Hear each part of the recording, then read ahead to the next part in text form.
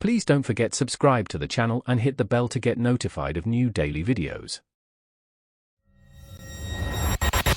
I'd spent 15 years at Veridian Dynamics, building their Advanced Systems Integration, ASI, division from the ground up. My team and I were responsible for developing bespoke hardware and software solutions that powered the company's most lucrative, complex contracts. I was a senior project manager, and frankly, indispensable. We were the quiet engine room making everything else possible. Then the whispers started. Restructuring, synergy, all the corporate buzzwords that usually mean someone's getting axed. My turn came with a meeting I'll never forget. Selene Reynolds, the new head of operations, a woman whose previous division was consistently underperforming, sat across from me with Caleb Mitchell, a fresh-faced project lead barely out of business school, who looked like he was auditioning for a junior exec role. They informed me my senior project manager position was being eliminated. My entire ASI division, they explained, would be folded under Selene's operations. I was offered a technical advisor role, a glorified intern position, or the option to apply and interview for a lower-level project lead role under Caleb, a job I effectively already held, but with a 30% pay cut. They'd already hired Caleb. The audacity. I was livid. This wasn't a budget cut. It was a power grab by Selene to consolidate power and push out anyone who might challenge her. I wasn't heartbroken for long. Within days, I had a fantastic offer from Cygnus Solutions, a rival firm, as their director of innovation. A massive promotion and a significant pay bump. My last week at Veridian was my transition period, and Selene and Caleb made it clear they wanted me gone yesterday. They were dismissive, condescending, and Caleb even tried to claim my custom-built server rack and specialized 3D printers, assets I'd acquired and maintained largely with my own funds, never reimbursed, as company property. That was the final straw. I decided that if they wanted to play dirty, I'd ensure they inherited a wasteland. My priority was my team. I wanted to ensure they could still succeed, even if their new management was a nightmare. For Selene and Caleb. My aim was misbehavior. I went to work that last week with a chilling calm. First, for my incredible team. I knew they'd be under the microscope. I spent 2 days quietly mass-approving every pending software license request, specialized tool procurement, and future budget allocation for all their ongoing projects for the next fiscal year. I pushed through every flexible work arrangement and remote access request for the next quarter.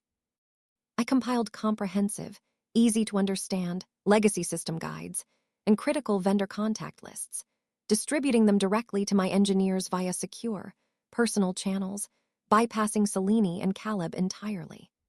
I even generated official-looking certificates for advanced protocol optimization sessions that I supposedly ran, signing off on a full year's worth of mandatory professional development hours for every single one of my engineers. They could finally focus on their actual work. Then came Selene and Caleb. "Clean out your office ASAP, Owen," Caleb chirped on Monday morning. "Selene wants her new project lead in here by end of day." I smiled sweetly. "As you wish, Caleb." I started by removing everything personal. My custom-built, high-performance local server rack, the backbone for many of our internal rapid prototyping projects. Gone. My specialized, calibrated 3D printers and microfabrication tools, which were instrumental in our custom hardware solutions, disassembled and packed. My ergonomic workstation, custom chair, and even the specialized lighting rig, all gone. These were items I'd purchased or heavily upgraded myself because the company wouldn't, and I had the receipts to prove it.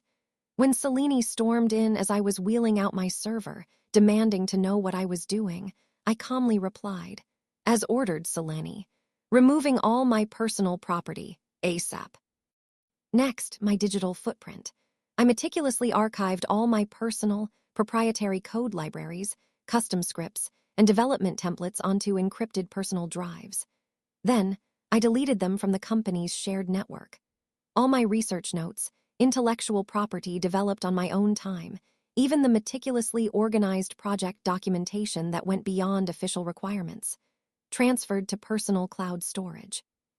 What remained on the company servers was the bare minimum, officially required documentation, but completely decontextualized and disorganized. The critical external industry contacts and strategic partners list I had painstakingly built over a decade, which was on my office whiteboard and in our internal CRM, wiped clean from both. My physical office space received a restoration. The wobbly desk I'd reinforced with bolts from home. The bolts came out, leaving it lopsided. The cabinet latch I'd repaired reverted to its perpetually jammed state.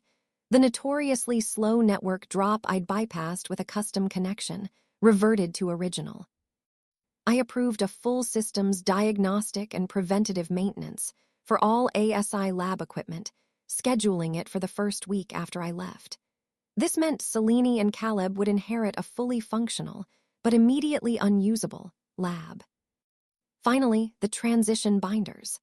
I created them for Selene and Caleb with all the official forms and policies, but interspersed throughout were printed Wikipedia articles on basic project management, satirical flowcharts of corporate bureaucracy, motivational memes featuring cats, and the complete lyrics to Money for Nothing by Dire Straits and Working for the Weekend by Loverboy.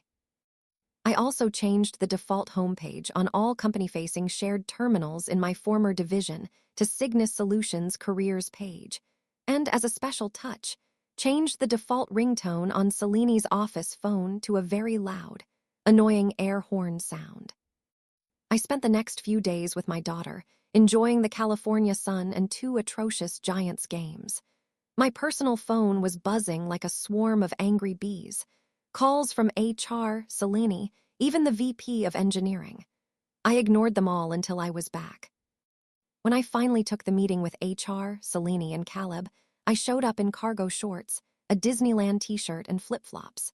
Selene was visibly fuming. They immediately launched into demands. My server rack, my tools, my project notes, my contact lists. I calmly refused. I reiterated that the equipment was personal property, never reimbursed despite multiple submissions. My research and contacts were my intellectual property, developed on my own time. I reminded them that Selene and Caleb had created a hostile work environment, attempting to claim my personal assets and forcing me to perform their job functions. I ended by giving them my lawyer friend, Anya's, contact information, stating any further attempts to reclaim my property would go through her. They looked shell-shocked. I wished them good luck with the integration and left. Through my former team, who were quite appreciative of my parting gifts, I heard the fallout was immediate and spectacular. Selene and Caleb were in absolute chaos. Projects stalled because critical custom systems couldn't be run without my server rack. Engineers, although supported by my pre-approvals, were constantly harassed for documentation that simply didn't exist in the way they expected. Key strategic partners, whom only I had cultivated, started pulling out of agreements, costing Veridian millions. Selene was screaming daily, Caleb was completely overwhelmed, and the VP of engineering was demanding answers they couldn't provide. The restructuring had not only failed but actively sabotaged a crucial, profitable division. Veridian's stock took a minor hit, and rumors of Selene and Caleb's rapid departure started circulating. My team, however, was quietly excelling, using my hidden guides and approved resources to bypass the new management's incompetence. They wanted to disrespect me, strip me of my position, and claim my life's work. Instead, I left them with nothing but the consequences of their own arrogance. Sometimes, justice is a meticulously planned, devastating corporate implosion. If you enjoyed this video, please hit the thumbs up button to like it. And please do subscribe to support the channel.